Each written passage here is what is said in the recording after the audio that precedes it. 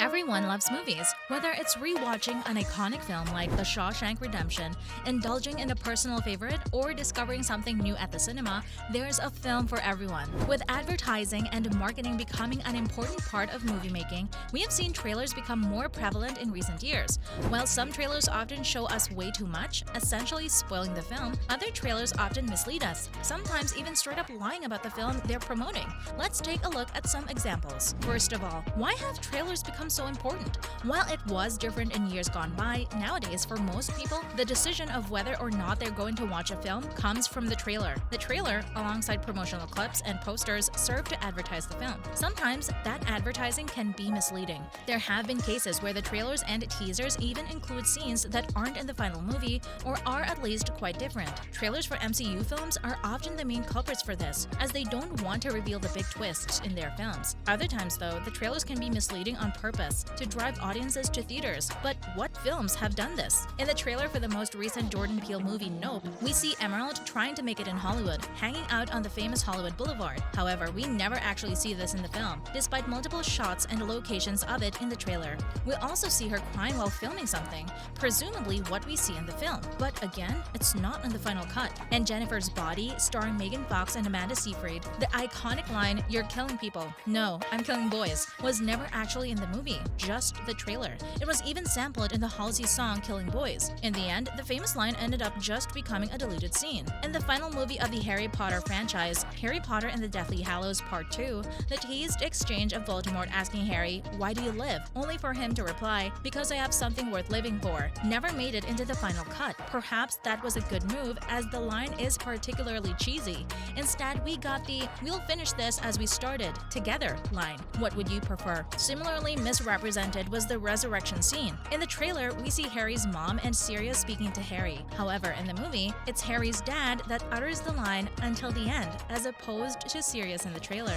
This one's really strange to me because there's no reason to switch the line. There's nothing to hide from this scene if they're already going to show that Harry's parents and Sirius and Lupin are there, as they do in the trailer. A whole lot of Jared Leto as Joker stuff was cut from Suicide Squad, despite his strong presence in the trailer. One of the scenes that was cut, the line where he utters, "I can't wait to show you my toys." Another was June's enchantress line of, "Let's do something fun." Her character was also a large victim of the cutting room floor, as evidenced by shots of her in the trailer that weren't in the film. A bunch of shots of Harley were also in the trailers but not in the film. But unlike Leto and Delevingne, Robbie still got plenty of screen time. It's well documented that Suicide Squad had real editing problems, as the crew that were editing the film had a different vision to director David Ayer. He had argued that the studio intervened with his vision for a dark and gritty character movie and instead went for the lighthearted take as shown by the Bohemian Rhapsody-style trailer. In the trailer for Spider-Man No Way Home, Wong explicitly tells Strange not to cast the spell to help Peter. Except in the movie, he never says this. He just tells Strange to leave him out of it. Weirdly, the line also features in a trailer for Doctor Strange in the Multiverse of Madness, despite technically not existing in the universe. Doctor Strange does meet his creepy multiversal self in Doctor Strange in the Multiverse of Madness, but he never says the line, "Things just got out of hand," which was featured prominently in all trailers for the film.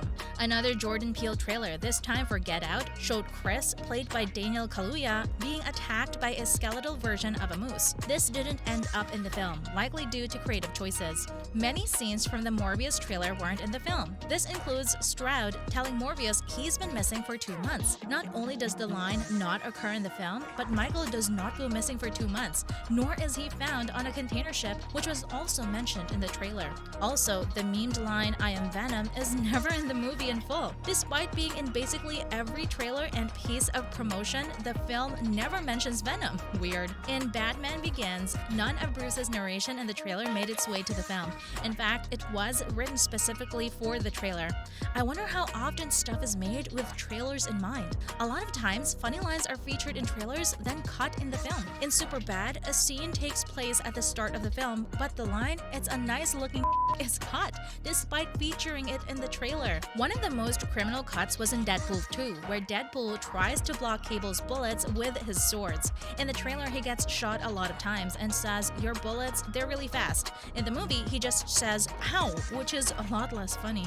One film that features a lot of changes between the trailer and film is Rogue One. According to some reports, which were later disputed by the filmmakers, as much as 40% of the movie was reshot, which would make the changes in the trailers and film more reasonable. To the credit of director Gareth Edwards and the rest of his team, the movie flows pretty smoothly and it doesn't bear too many obvious indicators of post-production's changes and meddling. But if you watch the movie's trailers, particularly the earliest teasers from before the reshoots took place, you start to see that Rogue One really did look pretty different a year ago at this time.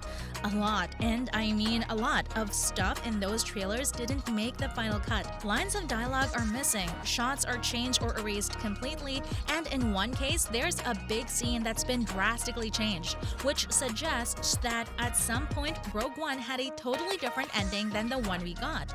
For example, in one of the trailers, we see Jyn walk onto a catwalk above the Imperial base and be confronted by a TIE fighter.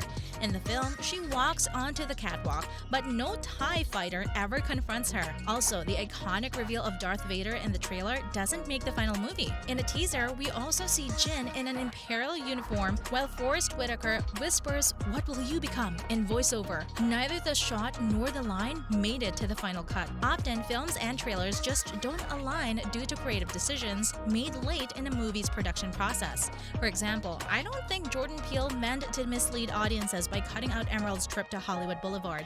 He just didn't think it would fit with the film he was trying to make. For some, of course they are misleading on purpose. Spider-Man No Way Home heavily edited the trailers of the movie to portray a battle between Spider-Man and Doctor Strange, something that, with context, was completely different in the movie. Furthermore, they edited out Tobey Maguire and Andrew Garfield, leaving the reveal to the cinema audiences. A great decision, it has to be said. In other news, Don't Worry Darling, the latest film from Olivia Wilde that features Florence Pugh and Harry Styles, is getting its first reviews. Without spoiling the film, which has been laden with controversy and an argument between Wilde and Pugh, the reviews aren't good.